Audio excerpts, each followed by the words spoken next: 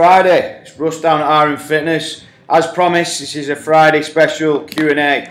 So I put it on my Facebook status last night. If anybody's got any questions that I can answer related to nutrition, training, getting results, that sort of stuff. And a couple of really good questions came in, to be honest. So you've got one from Wayne. You hear loads about macros and what your body needs, etc. You should be eating X amount of meals a day. How do we calculate what our bodies need in particular for lowering body fat and increasing muscle and strength? How is this best split of your daily meals? Okay, so that's the answer to that is very similar to a couple of other ones further down. So like Christine's there, put same question but for women. So I'm going to answer that. Pam, yeah, I'll second that. 55 plus women. We're talking about hormones here. This is sort of a different type of talk that I'm going to address at some point. So I'm going to leave that one out for today. Leanne Mansfield is similar answer to what Wayne's been asking and what the lady's been asking. So, okay, I now live in the high protein and green world to complement my training, which is great as I've lost all that bloatedness feeling. And Leanne's also got really good results, lost body fat and toned up. However, I've found I've now got a sweet tooth, which I never had before, which must mean my body's craving sugar, surely. What am I to eat to suppress this, as I'm finding myself troughing through Kit Kats like no man's business? Okay, what I am going to do though, Don, here, this is a very different question. Okay, so I'm going to give quite an in-depth answer to what the other guys have asked. So I'm going to leave your one out, even though it's a good question, it's just going down a different route. So I'm going to answer the ones above. So, we need to address everything really. The first thing I would say, with regard to a question about talking about macros. So macro means macronutrients, and that's looking at like your food groups, so your carbohydrates, your proteins and your fats. Micronutrients is things like vitamins and minerals, so looking at whether you're getting them from your vegetables and things like that. But macros specifically, how many carbs should I eat, how much protein, how much fat, and then often people will break that down into calories. So should I be eating 2,000 calories a day, or people will go down that route. So, macros, okay, first things first, what I would say, like I know Wayne, looking through his Facebook profile and stuff, he's a fit guy, he's done the Ironman, rugby background I think as well.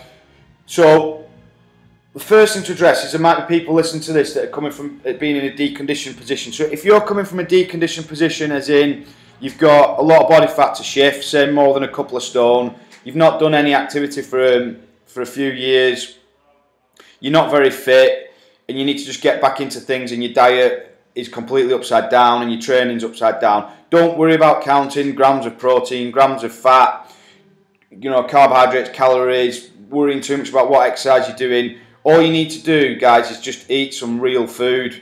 So that's got to be what you need to be aiming at to begin with, eating some real food, cutting the shit out and just getting back to basics. Exercise, it doesn't matter too much what exercise you're doing, just start moving. And then over a period of time, as you get fitter and you get leaner, that will only work for you for so long, having that sort of generic approach. And then you need to, at some point, maybe dial in a little bit more and look at exactly what you are doing, which is what I'm going to go through with you all now. So, if we look at 75 kilo male, okay, since Wayne's a male, we'll go for a 75 kilo male, which is 11.5 stone. Right, first thing you need to look at is your water intake. So you need to set your water intake at 35 millilitres per kilo body weight, which for a 75 kilo person would mean that they were having 2.6 litres of water a day. Okay, point number 2, green veg. Okay, this just needs to be every meal. So you just need green veg at every meal, okay? That takes care of your micronutrients. Point number 3 then would be protein. Okay, we're going to set this at 2 kilos, 2 grams per kilo for men, and then 1.2 grams per kilo women. So that would be, obviously for men there, that'd be 150 grams per day. For women, it would be 1.290.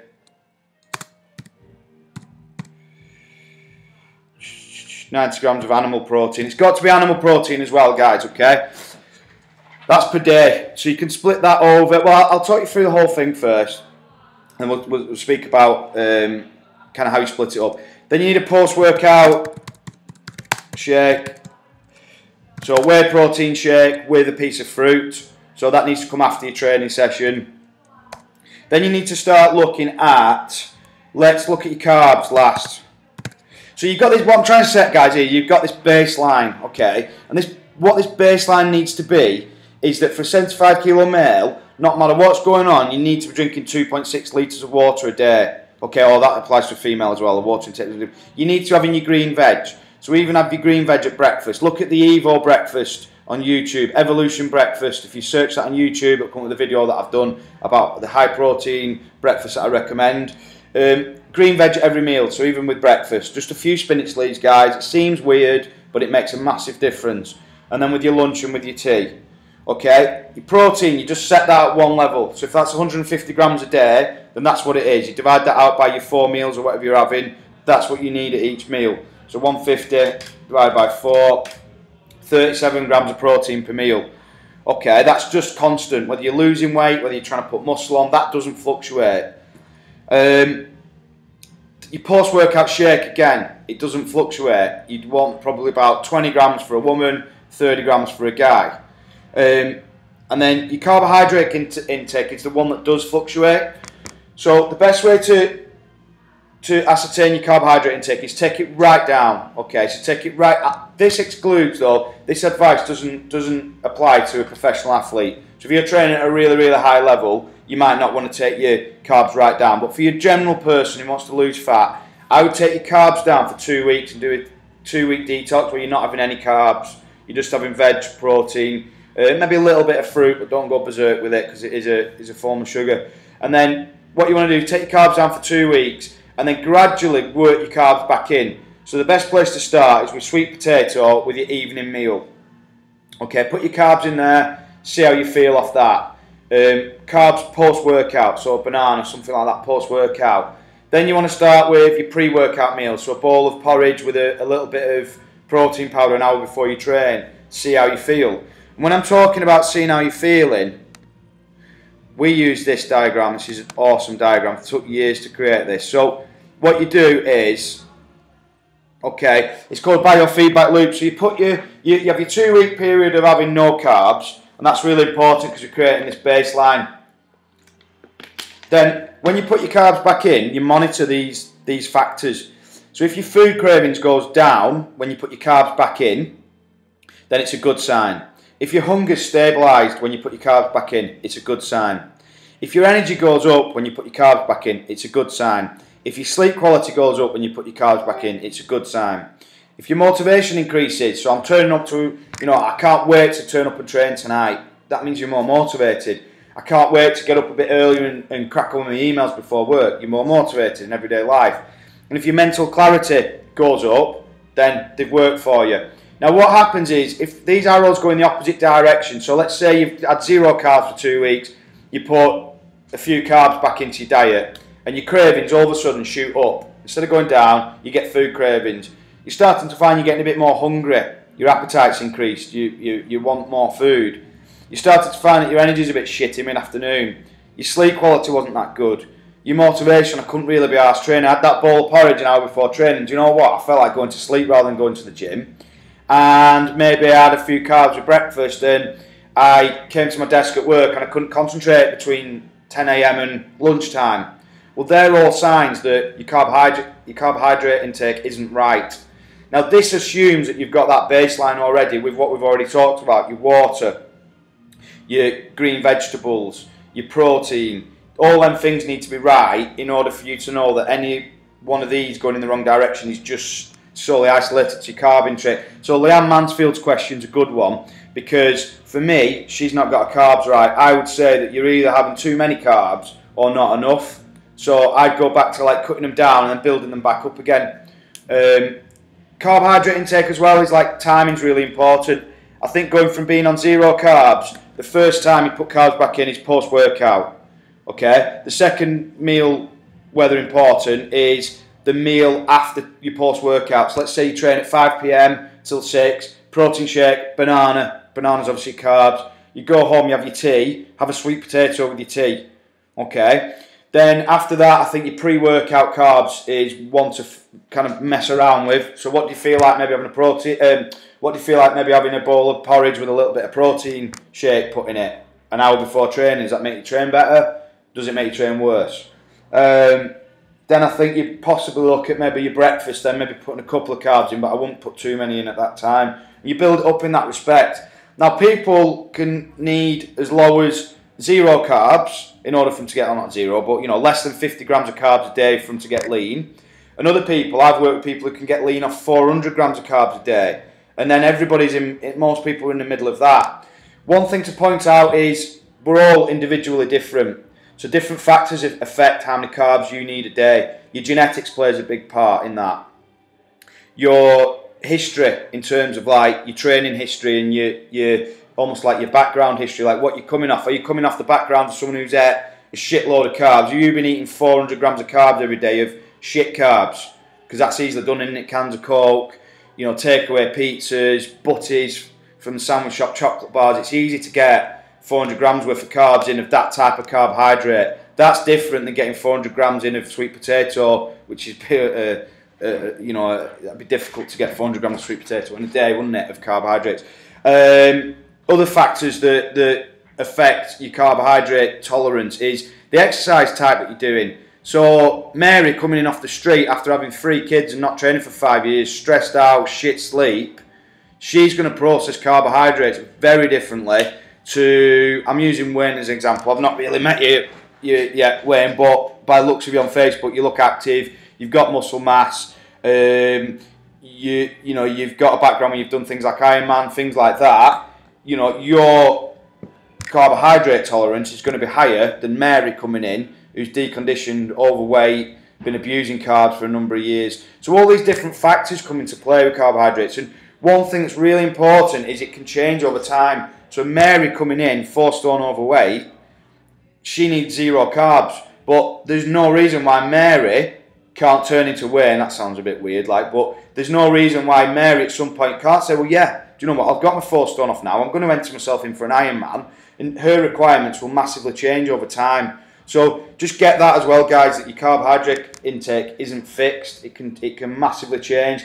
Another thing that changes your carb intake is like how stressed out you are. So when your stress levels are high, you don't want high stress levels and high insulin, because that contributes to fat storage.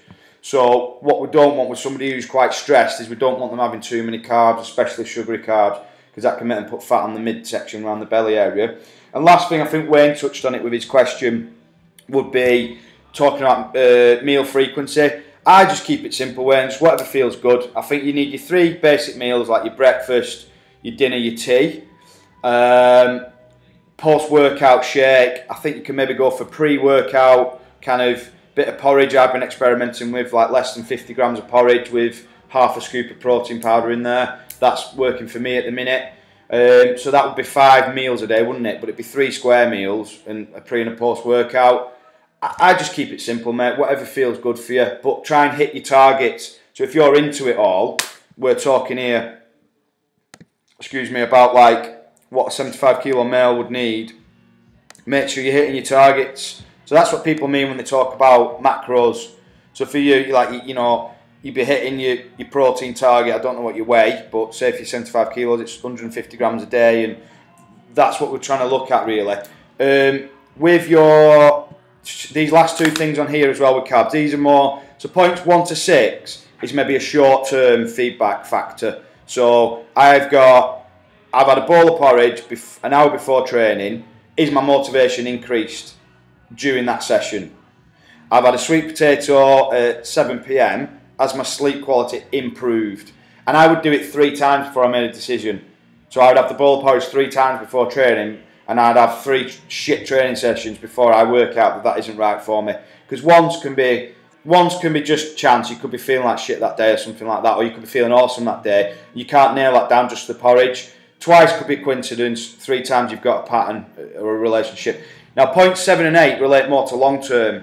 So I've upped my carbs a little bit over the last 3 weeks, and do you know what? I've hit 3 PBs. My deadlift has gone up, my squats have gone up, my bench press has gone up. I can safely say that my results have improved in performance. And do you know what? At the same time, I've increased my carbohydrates. In the last 3 weeks, I've dropped 2% body fat. And previously, I've not been dropping body fat for a few weeks. And this, guys, is why this is why you need to be monitoring. Because if you're not monitoring, you're guessing. How do you know if your body composition is improving? How do you know if your performance is getting better? So I hope that helps. Keep firing these questions away when I put this out, guys. Just have a quick read over this. Yeah, Liam, we've definitely answered that. I think for you, it is about carbohydrates. I do think you've probably not quite got them right. After knowing you're fit, you'll be working hard when you're training. I think for you, you're probably not eating enough carbohydrates. But don't, you've got to be a detective on yourself. You've got to work that out. Pam, yeah, we've answered that. Christine, we've answered your question. Wayne actually asked the main question itself. And I think we're good to go there, guys. So have a good weekend, and I'll speak to you soon.